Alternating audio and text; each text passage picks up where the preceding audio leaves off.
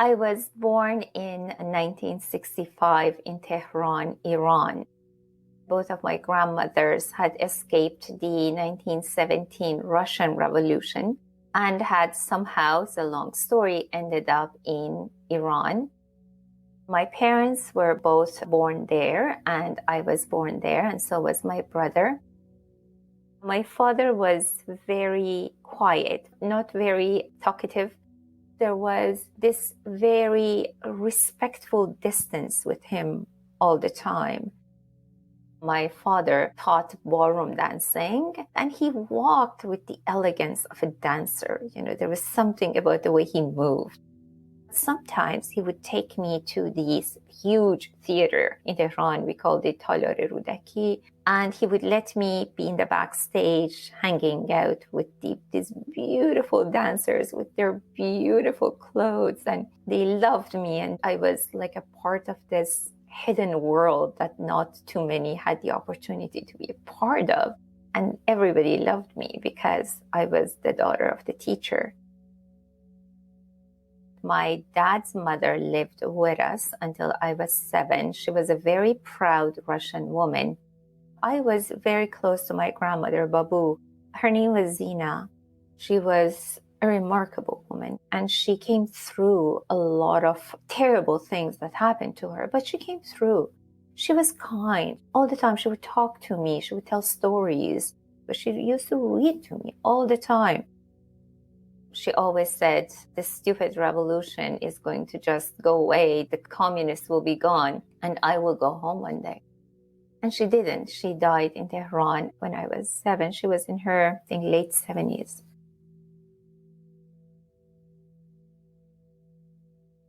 My mother was beautiful, and she was short-tempered. I was a very curious child who had also an opinion about something. I was a handful.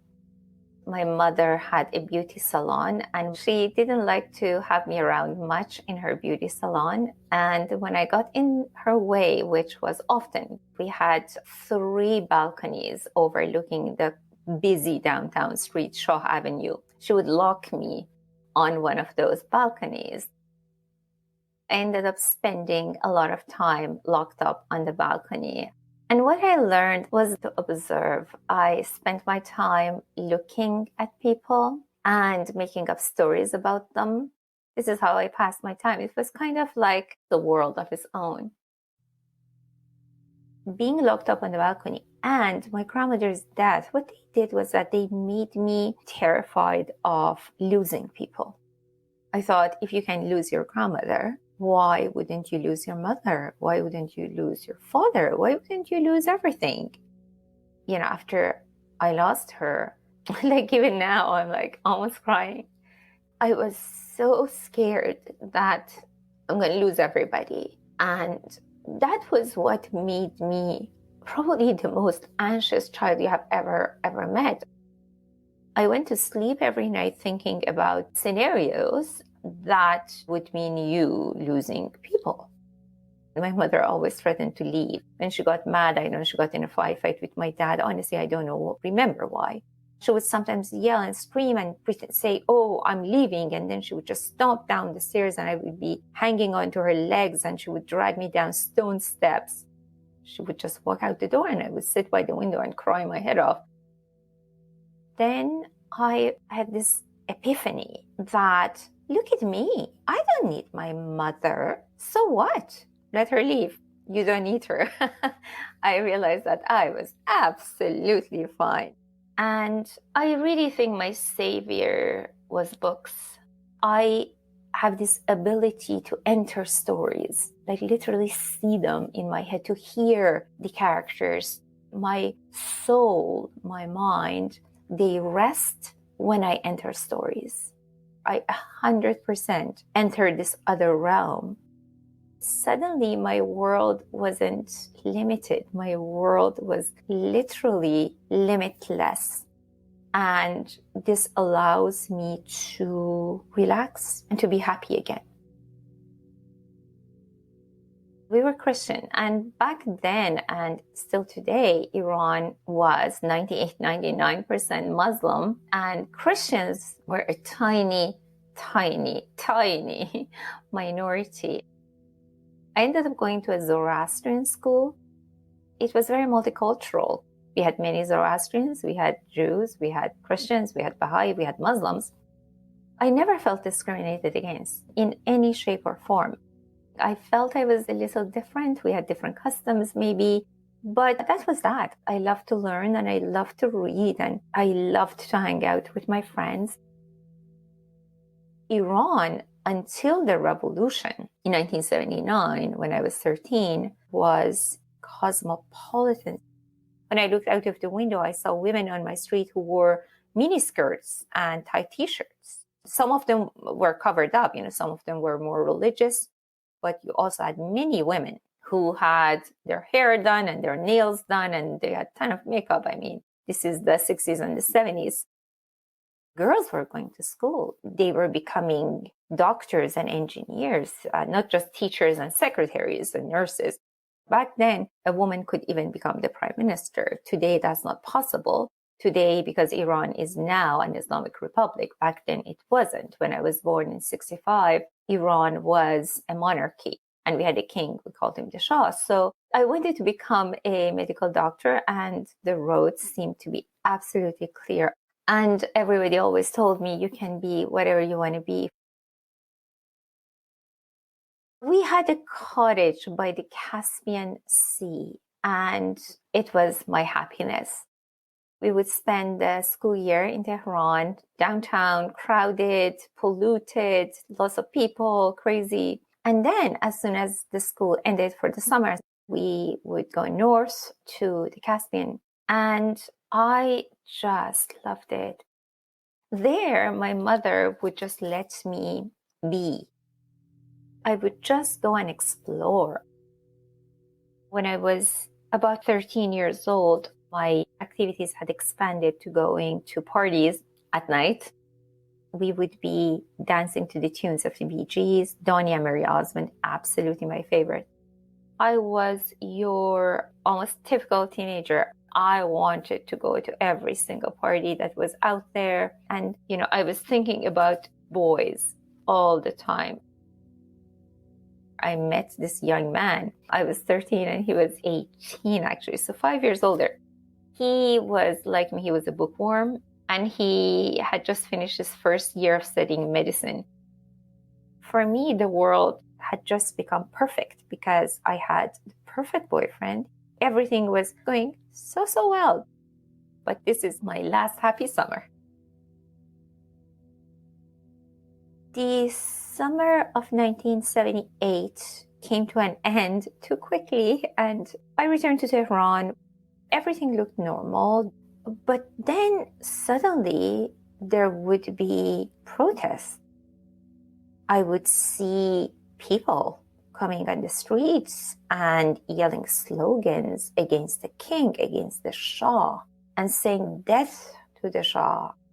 They were yelling slogans about someone named Ayatollah Khomeini, a religious leader. It was shocking, but Arash had told me that there was a revolution in progress. But I mean, I was 13. What does a 13-year-old know about revolutions? They want freedom. And my question to Arash always was, but we have freedom. I can dress the way I want. I can go to the school I want. I can become a medical doctor. What's the problem? And then he said, well, if you criticize the king and if you say anything he doesn't like, you're going to end up in jail. I had never heard of it. He says, prison? Like, what? Yeah, they torture people. Torture? What? I mean, what does that mean? He tried to explain these things to me, and I was just surprised. They were demanding that the Shah leaves and this Ayatollah returns and Iran becomes an Islamic republic. What the heck is an Islamic republic? When I looked out of my window, you couldn't see the street at all. Like, it was people. And the sound, the way they yelled these slogans, it shook the street. I spoke to Arash on the phone. We decided to meet a day or two later at a bookstore not far from my house. And when the time came, I went there and I waited and waited and waited, and he didn't come. So I went home very worried. But then I said, oh, maybe his car broke down. I got home, I called his house, and his brother, Aram, he answered the phone and he was super worried. Arash had gone to a protest rally the day before and he hadn't come home. So they were terrified. Father was like going to every hospital, calling all of his friends. Nobody knew. The rally was attacked by soldiers and there was shooting. And now they were saying that people had died, people had been shot. I didn't know what to make of it. Every day there were protest rallies and there were shootings and just got worse and worse and worse. And then there was this thought, where is Arash? I mean, he just didn't show up. He was gone. This Ayatollah Khomeini was insisting that the Shah leaves and that Iran become an Islamic Republic. It seemed like everybody wanted the Shah to leave. Especially, I think, religious minorities, when they heard the words Islamic Republic, if you're not Muslim, where are you going to fit? But even some religious minorities were supporting this Ayatollah because he made such beautiful promises. He promised everybody would be rich. Everything will be fine. There will be freedom. There will be democracy. You can say whatever you want. You can do whatever you want. Just get rid of the Shah, bring me in, and I will fix everything for you. The Shah left the country. He was forced into exile. This Ayatollah Khomeini returned, and the referendum asked the people, do you want an Islamic Republic? 98% said yes, they did. But the funny thing was that nobody knew what an Islamic Republic even was, because the constitution to this Islamic Republic had not even been written yet. At the beginning, it was great. I mean, there was actually freedom. There were books that I had no idea existed, like books about socialism and communism and that sort of thing. They had been illegal in Iran. And now everybody was reading them. All these publications about democracy and freedom and how to make the world a better place and all of these very interesting ideas were out there. But the more I read, the more I realized that a lot of these things, just like it happened in Russia. And I remember my grandmother and the way she hated communists because they came and they made promises and then they destroyed and they killed and they massacred. I remembered that. And I had no faith in this revolution at all. And then things began to change slowly. Women were, of course, the first target. They said, when you go to school, you have to wear these baggy jackets to below your knees, and you have to cover your hair, and basically the hijab, you have to be covered up. And then workplaces, and then everywhere, on the street, everywhere, women have to be covered. And then if you said anything against, even mildly criticized the Ayatollah, you would be frowned upon. When the limitations of women came into place and it was announced that women were basically worth half of men, that the testimony of a woman was worth half of the testimony of a man in court, it was too much. So there were protest rallies, again, organized against this new government, against the Islamic Republic, against Khomeini. My friends and me, we went to all of them. It wasn't even so much political. I mean, if you have grown up in a miniskirt and in bikinis on the beach dancing until 2 a.m. with your boyfriend, and then someone says a woman's place is at home, you're not allowed to go to parties, you're not allowed to have a boyfriend, period. You're not allowed to wear makeup. Makeup is satanic. You're not allowed to sing in public because hearing your voice is something satanic. Having fun basically is illegal, especially for women. I mean, if you tell a 14-year-old girl all of this, what do you think you're going to have on your hands? After about a year into the success of the revolution, so this is around 1980, the new government, the Islamic Republic, was becoming very organized. The Revolutionary Guard had formed, basically the police of the revolution, and they were violent. They were attacking all the protest rallies. At the beginning, they would just come and beat people up, but then there were guns and they were shooting at people, and I found myself dodging bullets.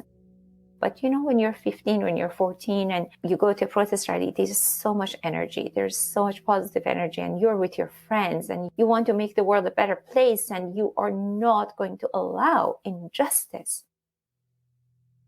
This went on And in school, it was just getting harder and harder. A lot of our teachers had been fired because they were not in line with the new ideology, and they were replaced by fanatic young women who were not qualified to teach. Some of them were 18, 19 years old, and they were there to brainwash us. This was the Cultural Revolution.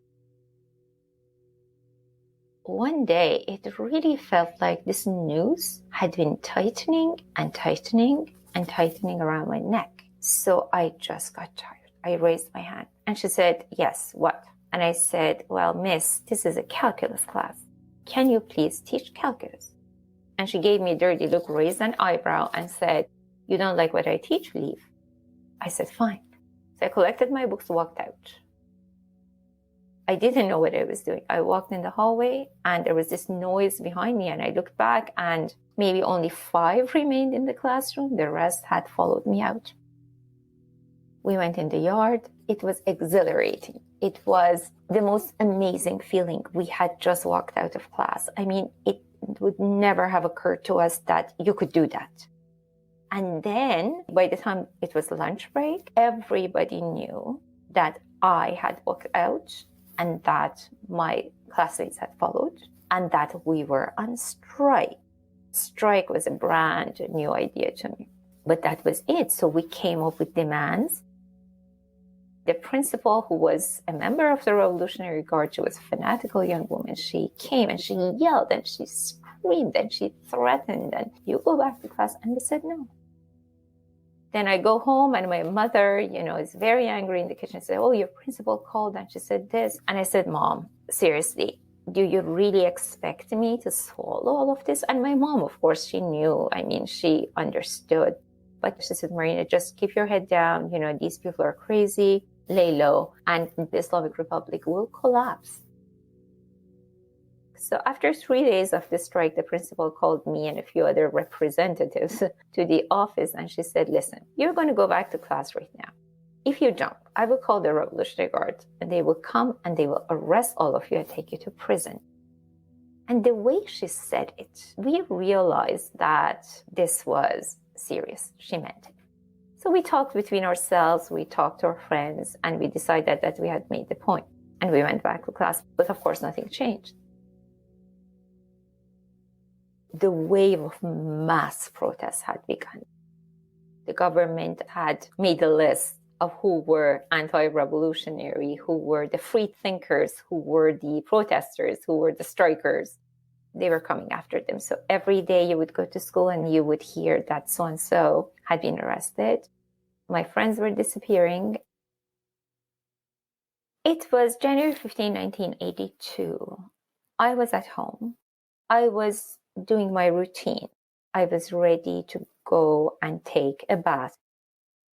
I turned on the hot water. I was waiting for it to heat up when I heard the doorbell. I just froze. Somewhere at the back of my mind, I knew they had come for me. There was this sense of finality. A moment later, my mother called my name. I opened the bathroom door and there were 2 Revolutionary Guards in their green uniforms with their big guns pointed at me. I expected myself to be terrified, and I wasn't. There was this absolute sense of calm, and it shocked me. Emotionally, I went numb. My mom and dad were both crying, and the guards, they searched the house. Of course, they got to my bookcase, and they started taking English books like Jane Austen, essays, Lewis Ernest Hemingway, Charles Dickens. They said that these were showing that I was a Western spy and that I hated the revolution. And then I picked up my rosary and they said, "Oh, what's that?" I said, "It's my rosary." I had to explain to them what a rosary was. They said, "Oh, you're a Christian." I said, "Yes, I am a Christian." And then they took me to their car, which was parked at our door, and put me in the back seat. My mom and dad, they asked, "Where are you taking her?" They said, "To Evin prison." Evin had been built during the time of the Shah. It was a prison for political prisoners, very big and surrounded by tall brick walls, barbed wire, and armed guards. The name always brought fear. The girl next to me started crying at some point. She was saying, we are all going to die. We are all going to die. We are all going to die. So I said very quietly to her, I said, please be quiet. We are not going to die. We are not going to die. We are not going to die. Be brave. The moment I said it, the moment those words just left my mouth, I realized I was an idiot. How dare I say to another human being to be brave? I mean, what did I know about what she had faced or what we would face or what will happen? But I didn't have much time to think about it. A guy came and called my name and told me to follow him. He took me into this room, a door closed behind me. I'm still blindfolded. And he says, sit. And he started asking me questions. Well, the basic stuff. What's your name? What school do you go to? Who's your mom? Who's your dad? Who are your friends? And then he started asking me about my opinions about the revolution and the Ayatollah and Islam. And he asked me, why didn't I believe in it? And I tried to explain to him that I believe in Jesus. But he tried to argue me into seeing his perspective and maybe giving in, which I didn't. I have studied the Quran and I know what it says, and I still don't believe it. And he said, okay, I'm sorry you feel that way. And then he took me back into the hallway and made me sit there. I sat there and there was a man screaming. He was being lashed. You could hear the strike, sharp sound, and then the scream. And it just went on and on and on. I was going to throw up. This guy came to me and called my name and took me into another room. And he said, where is Arash? We discovered that he had been killed. But I said, I don't know, which was the absolute truth. Then he took off my blindfold. We were in a small room. And then the other guy also came in and they handcuffed me. They tied me to the bare wooden bed. I was lying down on my stomach. They took off my socks and my shoes. They tied my ankles to the other end of the bed. And then the second man started lashing the soles of my feet. With every strike of the lash, it was as if I was literally hit by lightning that somehow penetrated my nervous system. The pain wasn't just in my feet. The pain was somehow magically everywhere. And it was like being exploded from inside. I couldn't believe the amount of pain. How can a human being go through that much pain? So they kept hitting me. And I thought, it has to get better. I mean, your feet have to go numb. They didn't. Every strike hurt more than the one before. I started counting 1, 2, 3, 10, 12. I don't know. I forgot what came after. And I started praying. I started yelling out, Hail Mary, full of grace. And I forgot the words to it. I can say a Hail Mary in a coma, but I forgot the words to it. I was just drowning. And I realized I'm not saint material.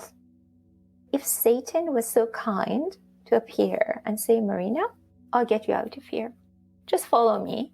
Sell me your soul. Give me what I want. I get you out. I would have. But the thing is that there was no offer.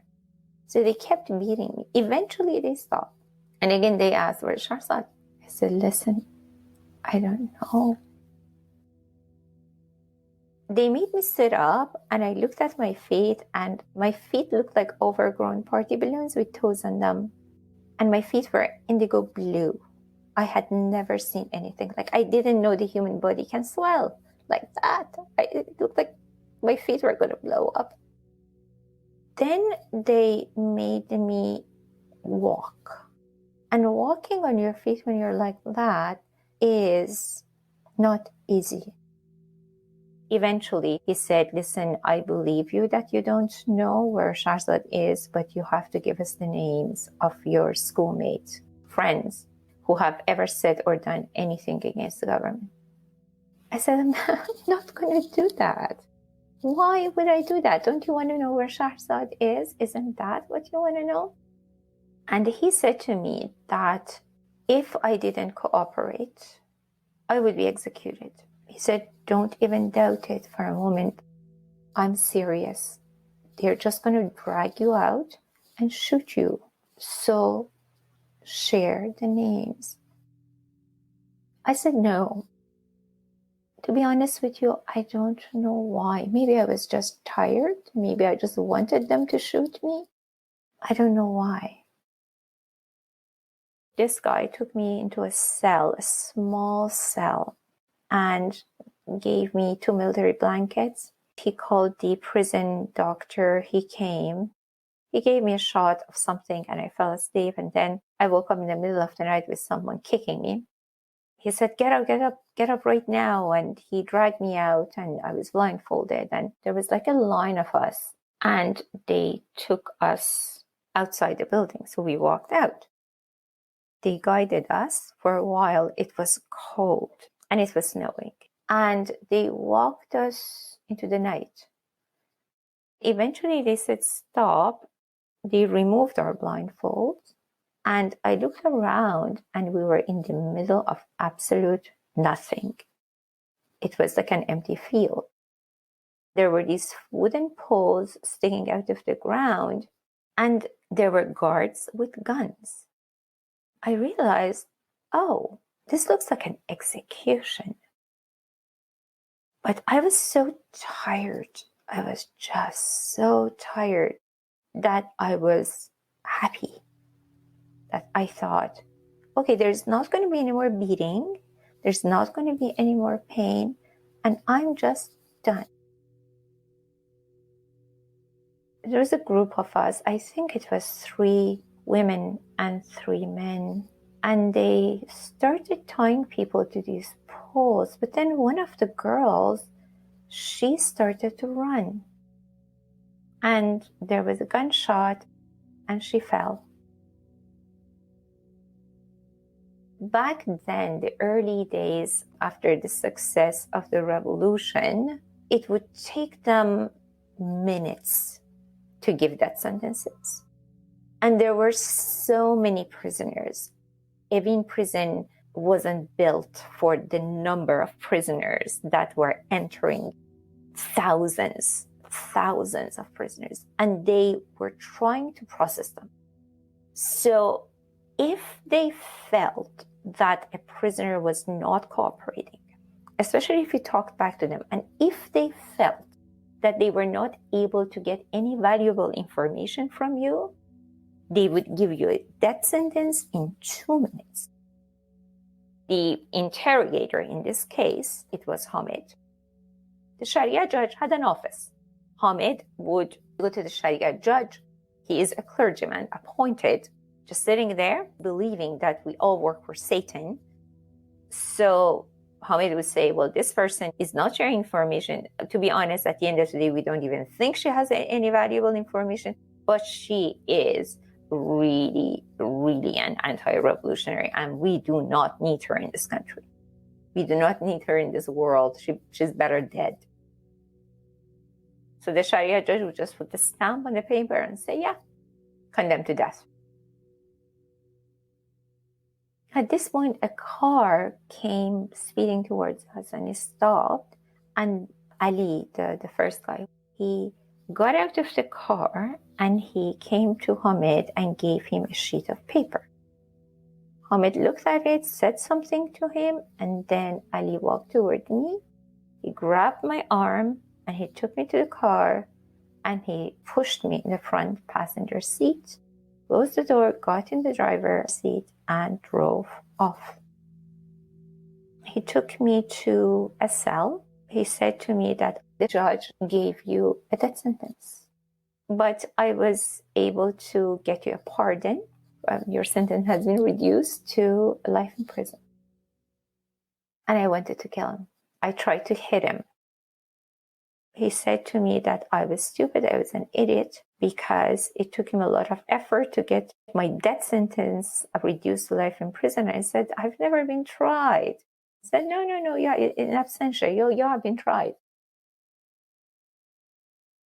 The guards in the prison, we could have divided them into two groups.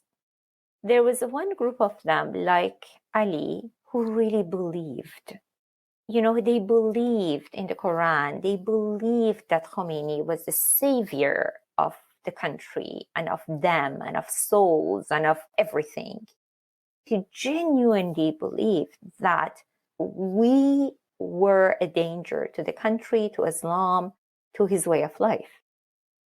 They would spend hours reading for you from the Quran and trying to have discussions with you to prove to you that you were wrong and they were right. But then there was another group like Hamid. They were sociopaths. They were there for personal gain. They saw which way the tide was turning, and they decided to get on the bandwagon and to gain as much power and money and influence as they could. They took pleasure in making people suffer and in killing people. I saw joy and pleasure on his face when he hurt me. Ali, I never saw it in him. He always looked upset and sad and anxious and devastated. He was never happy about it. But he believed it was a necessity because we had dangerous ideas and we had to be stopped. From where he was standing, he later explained this to me, that he believed it was his place to serve God and to bring light to me, to enlighten me. And I had to repent.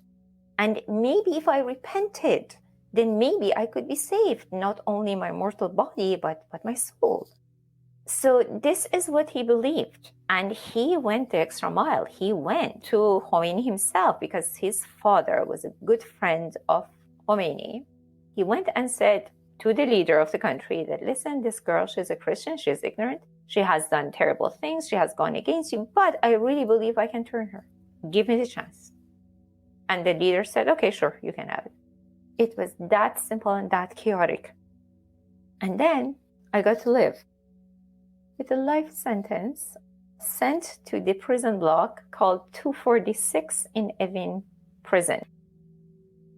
Just before he sent me to 246, he said to me that he was planning to leave because Iran was at war with Iraq at the time. He was planning to leave and fight at the war because this was a war of good against evil. So he left to go fight. They sent me along with some other people. They put us in a line again. This was 246, a cell block for women, 2 stories. My feet were still in really bad shape and I was dehydrated, exhausted physically. Emotionally, I felt nothing. I was just tired. That was the only thing I felt. Nothing else. There was no fear. It had completely wiped my emotions. I had turned into a shell. We entered the small room. They told me to take off my blindfold. There was a woman there with the complete Islamic hijab, very serious looking woman, young, 20s. She said, yes, I'm Sister Maryam. I am one of the guards of the cell block. In each of these cells during the time of the Shah, there used to be 5 or 6 prisoners. Now in every single one, there were 50 or 60. There were people everywhere. It was like a beehive. And they took me to the last cell at the end of the hallway. There I saw one of my old friends, Sarah, who had been arrested before me, and I was actually very worried for her. And we hugged and we talked a little bit. She brought me up to date on her own arrest, and her brother was in prison, and he was in a bad spot because Sarah knew that he had been also sentenced to death. Soon it was time to go to bed, and there were so many of us, we were like sardines in a box. There was a set of bathrooms like halfway down the hallway, and in the middle of the night, if you needed to go to the bathroom, you literally had to walk on people. Everybody is like you, you're all in the same boat. Everybody needs to go to the bathroom. Everybody is in pain. Everybody has problems. We were always hungry. The food was extremely limited. Then in the morning and in the afternoon, they brought us these big military-style flasks of tea. everybody looked forward to that. I mean, to get a nice hot drink. And then I put it to my mouth and it smelled horrible. It smelled chemical. And I said to Sarah, I mean, what is this? This doesn't smell like tea. And she said, oh, they add camphor to it, which is usually something that's used for embalming. I said, why do they add camphor to it? She said, because it stops us from menstruating. They don't want to pay for pads. And this way it's controlled.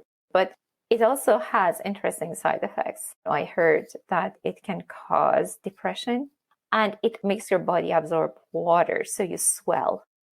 Even though you're malnourished, you don't get food, you look quite chubby. So when you're allowed, your family can come and see you, they would say, oh, you look very well fed. At least you're not hungry. I don't think being hungry or even the comfort, those were not the biggest problems for me. The biggest problem was at night when we had to listen to gunshots. We knew that these are executions. Especially for those like Sarah who had family who were condemned to death. People really lost it. And they would scream and they would cry. And then if you screamed and you cried, you would get in trouble. Then the guards would come and drag you away and send you to solitary confinement or God knows where. Sarah had not been doing very well and she had had a serious nervous breakdown and they had taken her away and she was in solitary for a while. And her brother had actually been executed. They could take you and shoot you, or they could take you and torture you all over again. A lot of bad things could happen to you and you had no idea if one day you could go home, and that one day could never come, or it could come in a year or 2 or 5 or 10. You just didn't know. You were away from home, from loved ones, from comfort, from who you were. You were in this abyss of darkness. And the hardest part was not knowing at all if you're going to live or die or when or how. And nothing made sense at all. When you're 16, what is safety and comfort and warmth to you? It is a home. When we say there's no place like home, I mean, for a 16-year-old, it's mom and dad and his home. That is safety. A 16-year-old is basically a child. And when you're snatched like that from everything familiar, from everything that has ever meant safety and comfort and warmth to you, no matter how imperfect they are, you are left in what I can only describe as hell. This is a place that anything painful, awful, horrible, senseless evil can happen to you. You will suffer and nobody cares. Nobody will show up to save you. Nobody will show up to help you. It's you and it. And you have to take it and you don't have any choice. More than anything, I think, I'm glad that I was so numb emotionally. But even though I was numb, there was that fear. There was that fear that everything and anything horrible was imminent. And pain is such a strong thing. It can destroy even the most noble human emotions. But as time went by, we had little to really do. But what we could do is talk to each other. So we talked to each other. We told each other our life stories and what had happened and how we ended up there. And we told each other about our families, about those parties at Caspian, about the boyfriends and hopes, about our dreams, about all of these stories. We had a couple of young women in our cell who had babies. They had been arrested and had given birth in the prison. So we felt responsible for them. Maybe they needed a little bit of better food. They needed a little bit more fresh air. And then there was, the whole process of trying to negotiate with the guards and trying to get a few more advantages and basically helping each other. Sometimes people just couldn't take it anymore and they would have like serious nervous breakdowns. They would have screaming fits and, just basically just completely lose it. Every day carries so much weight when there is so much death, when there is so much pain around you, and you start feeling that if you can relieve, if you can help even a tiny bit of that pain, you have done something. Maybe this is the best you can do. It wasn't about ideology. It wasn't about who believes in what. It wasn't about which God or which prophet or which whatever. It was about this is evil and this is death and this is pain. So we have to find a way to dance with it. My cellmates, my closest friends ever, they understand me and I understand them better than anybody, better than any mother, any father, any husband, any wife, any child, anybody, because we were in it together, because we sustained each other. We carried each other through a kind of darkness that is difficult to understand. So for about 6 months of living in this strange alternate reality of Evin prison and not knowing what's going to happen, I had not heard anything from my interrogators. And my name was suddenly called over the loudspeakers and she said, come to the office. And usually when they said come to the office, it usually meant you would be taken to the interrogation building and torture or execution. You didn't know. So I was, of course, a little worried. So I put on my headscarf and stuff and I went to the office. Mariam, she said, Brother Ali has returned from the war front and he just wants to see how things are with you. So I was taken to the interrogation building and he told me to take off my blindfold. There he was, and he looked certainly thinner. He got up to pull a chair and he was limping. So I said, how are you? And he said, I got shot in the leg and I was in the hospital for a while. So I said, I'm sorry to hear that. And he said, how are you? I said, well, I'm still alive and it's been difficult. And then he said that he had decided to ask me to marry him. It just came out of nowhere. Here I was with my interrogator. I was 17 years old now. He was about 28. My first reaction was, I said, no, I can't. I don't know you. Who are you? I don't know you. You are my interrogator. We didn't just happily meet somewhere and get to know each other. And he explained to me, you don't need to know me. This is how it is. This is how it has always been in my family. Marriages are arranged. A lot of times, the woman has never met the guy she's going to marry, and the guy has never met the woman he's going to marry.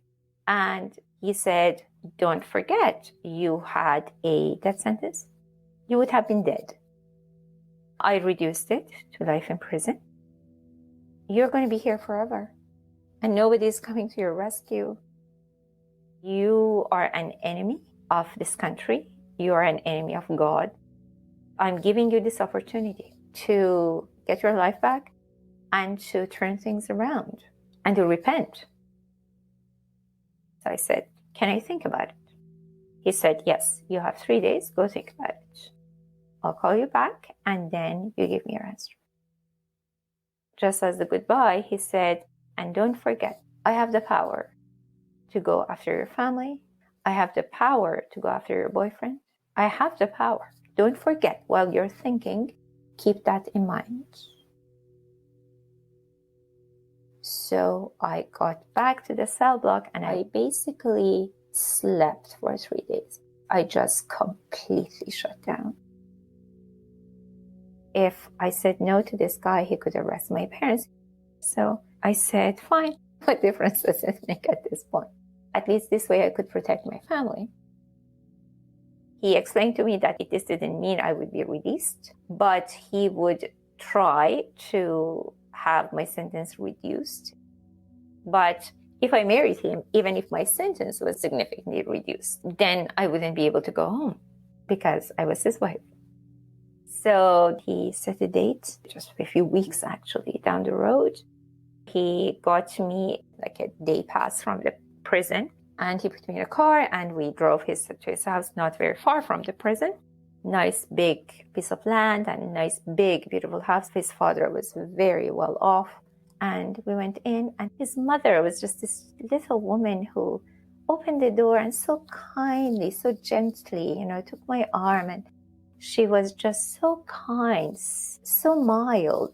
She took me in the kitchen and then she showed me stuff, and then she asked me if I wanted tea, and she said, "Oh, you look so thin." And she got me like all these sweets and all this food, and she was like, "Oh, eat, eat, eat, please eat." And just her kindness, but it was genuine. This woman was kind.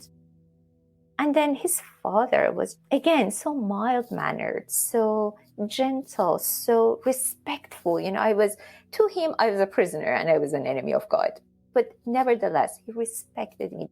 The way they looked at me, there was not pity there was kindness. They're just this wonderful, beautiful family, kind, generous. And then they have a son who's a torturer. How does it happen? His mother really opened up to me eventually and said that, when Ali was a prisoner himself, and I was like, "What?" She said, "Oh, he didn't tell you." I said, "No." She said, "Well, he was a prisoner for 3 years during the time of the Shah, and he was tortured for 3 years, and he has this scar and he has that scar." And it's like, he never told me.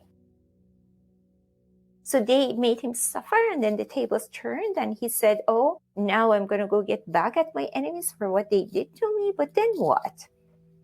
Then there's the next round. This is disgusting. This is wrong. But it did change something, because he and I had much more in common than I had thought. We had both been prisoners. We had both been tortured. There is something, I think, between most people who have ever been tortured. There is this closeness. Even if we disagree with each other, we have this thing in common. We understand what it means. I was married to him in his parents' house.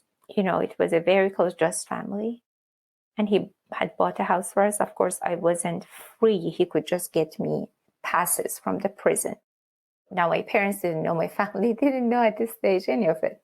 And I told him that I had difficulty thinking of how to tell my family. I was really struggling with that.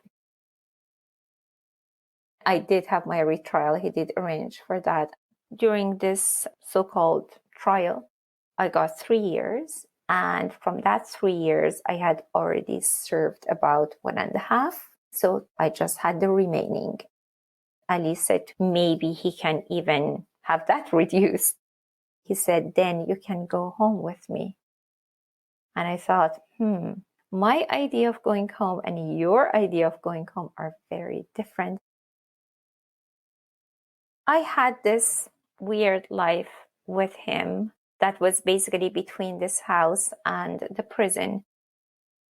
There was this group in Iran, the Mujahideen Khalq organization, that was an anti-government organization that assassinated government officials.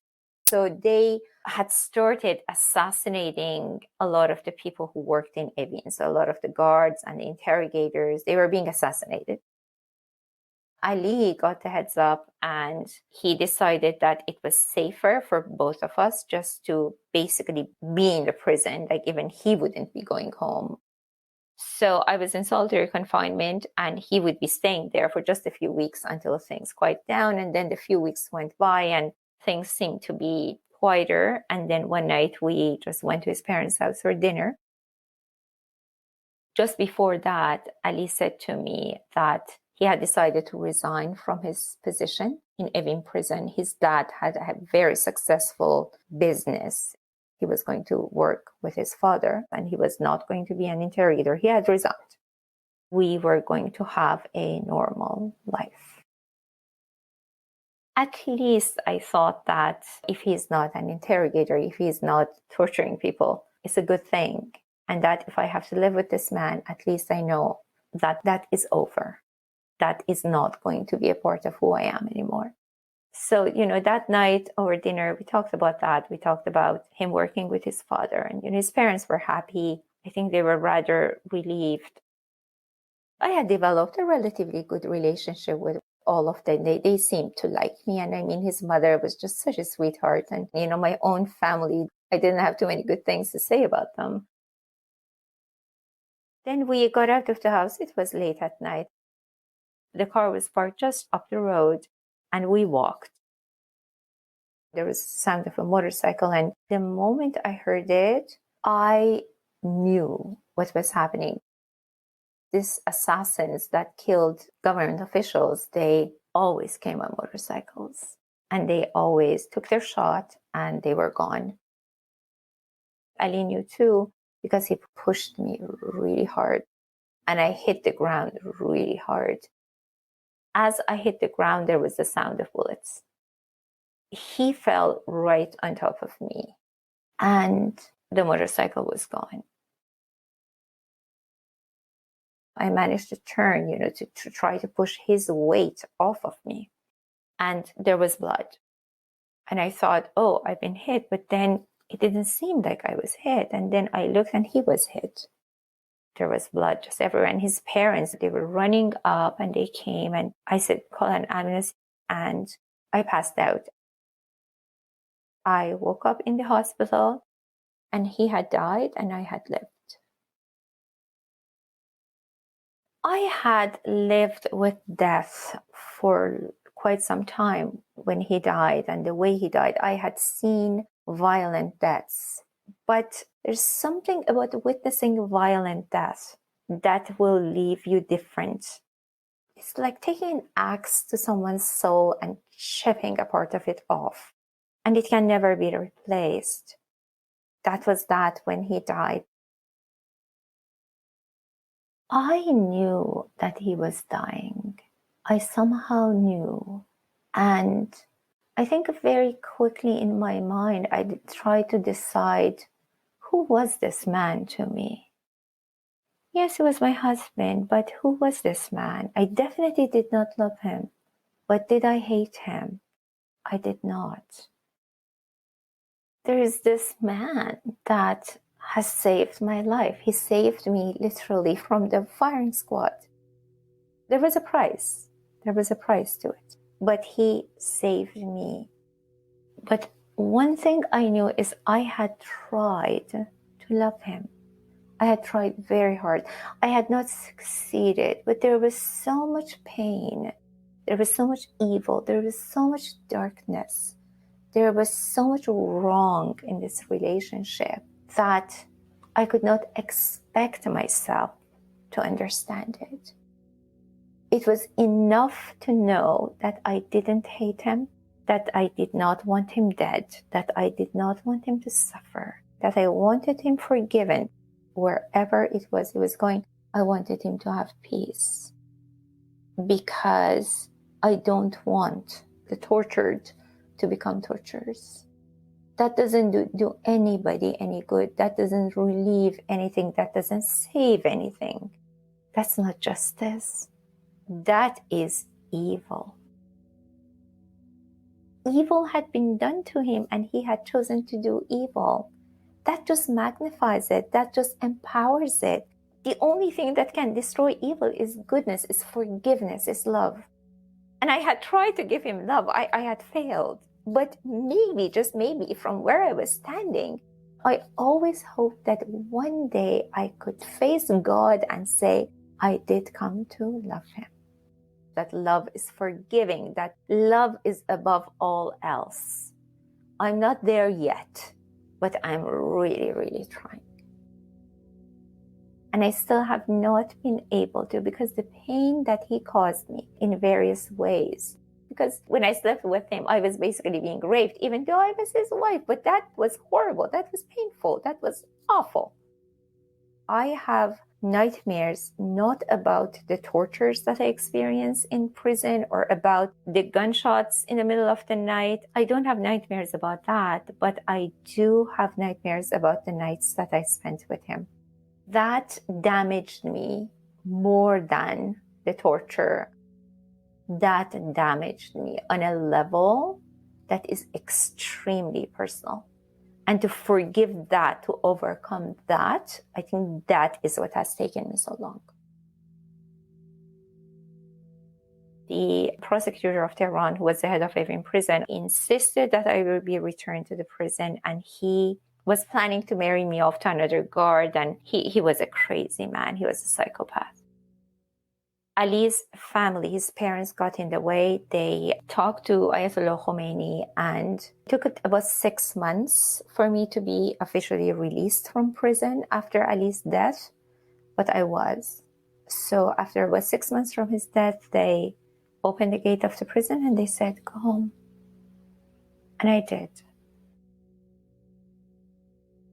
But when I was released from prison, I went home. I sat at the dinner table with my parents and my boyfriend, a couple of family friends, and they talked about the weather.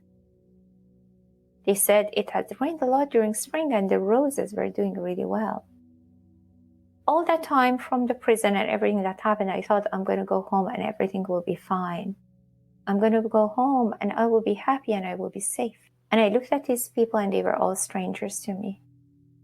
I had become a different person and they didn't understand at all. They didn't even come close to understanding what had happened, what I had seen, what I had experienced, and they didn't want to know. They never asked. They never said, "Hey, how was it? Like, are you okay? Do you want to talk about it?" Never.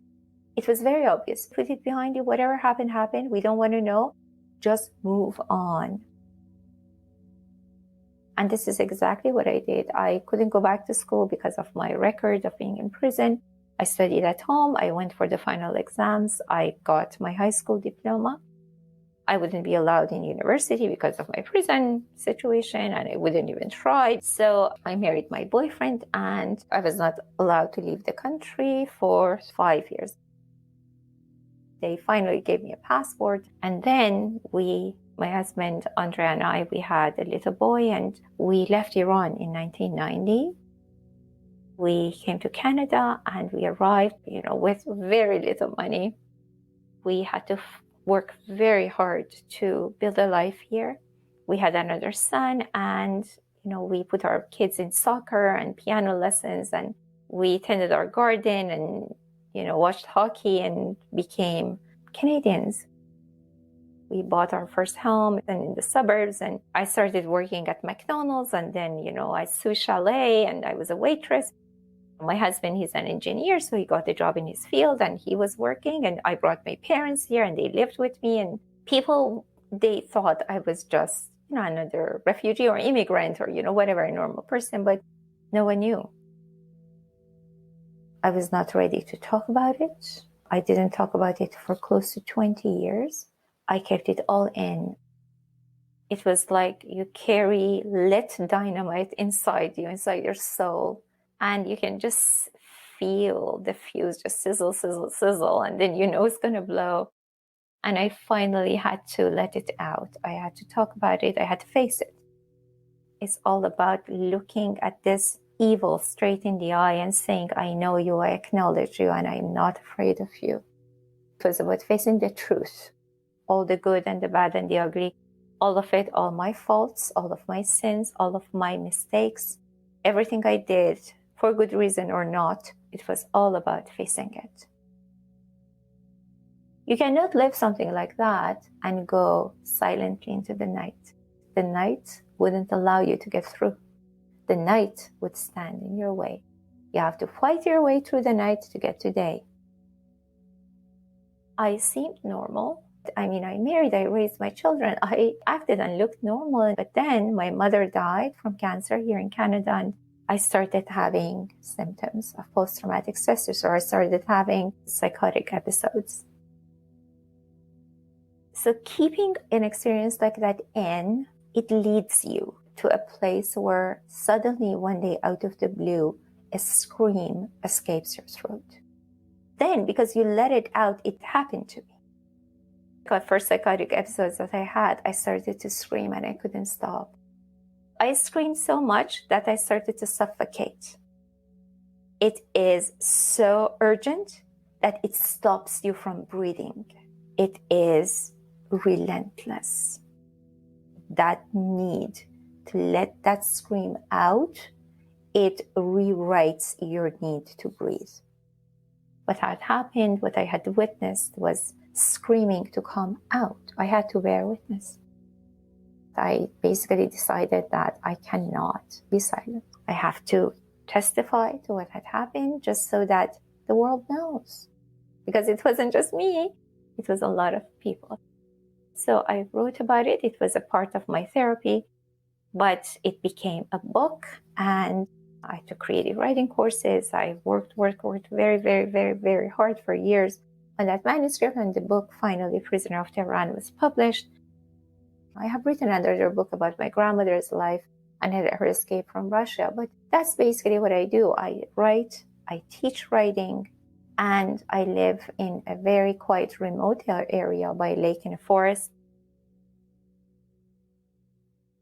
Just imagine for a moment that you are grabbed out of your life, out of your ordinary, not perfect, but ordinary life, and they come and they strip you of everything you have, and then you just go on. There is something about pain and suffering. They do something to people. I don't know how to explain that. I don't think the words can do it justice at all. But those who have been there, they know what I'm saying. This is the deepest kind of human experience that takes us to places that define us in a very visceral and raw sort of way. We cannot understand that kind of suffering unless we go through it. I never got through the uncertainty of it. And I think this is the mistake people make. People think I got through uncertainty. I didn't. Life in the world is a place of a lot of injustice, a lot of evil. It is a tough lesson that I was put in this micro universe in which human being killing human being torturing human being making human beings suffer, all of it multiplying and getting bigger and bigger and bigger. And what is at the end of that tunnel? Death. It is a painful, horrible, meaningless death. You understand that nothing is here to stay. You become the perfect wanderer. You become, I don't belong anywhere and I'm forever lost and I don't know where I'm coming from and I don't know where I'm going. I know uncertainty. I understand uncertainty. It is the acceptance of suffering without letting it crush you. And if you don't let it crush you, you can walk through it. It doesn't make it pleasant. It doesn't make it easy, but it makes you capable. And suffering has made me who I am. Suffering a lot of times can seem and does seem meaningless, but even through suffering, we can make someone's life, even if slightly more bearable. And that is the meaning. That is all the meaning we need. I recognize those opportunities when they come along, and I think they are all the meaning I need. I feel like I can walk through death. Not that I'm not afraid. I am afraid, but I know that I can. And it doesn't bother me that I'm going to be alone, because I have been alone before. I have been utterly alone, and here I am.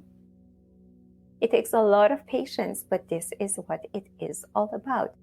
We have to walk through it. This is not a race that has any shortcuts. This is one of those races that you have to go through every stage of it with a lot of patience.